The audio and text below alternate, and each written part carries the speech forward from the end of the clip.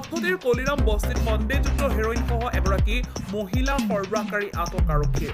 কাৰ্বি আংলং জিলাৰ অসম নাগালেণ্ড সীমান্তৰ খটখটি কলিৰাম বস্তিত পুনৰ উদ্ধাৰ হৈছে সন্দেহযুক্ত হেৰইন।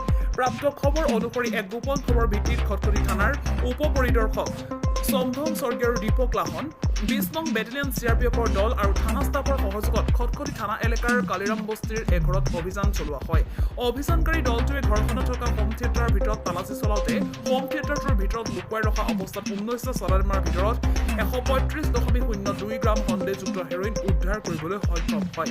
সন্দেহযুক্ত হেৰইনখিনিৰ সৈতে জড়িত হোজাই জিলাৰ লংকা ফুলতলী নিবাসী কুলচুমা বেগমক আৰক্ষীয়ে আটক কৰে। অধিক তথ্য আহৰণৰ বাবে আৰক্ষী তদন্ত অব্যাহত ৰাখিছে বুলি জানিব পৰা গৈছে। কাৰ্বি আংলঙৰ পৰা মইনুল হুছেইনৰ ৰিপৰ্ট।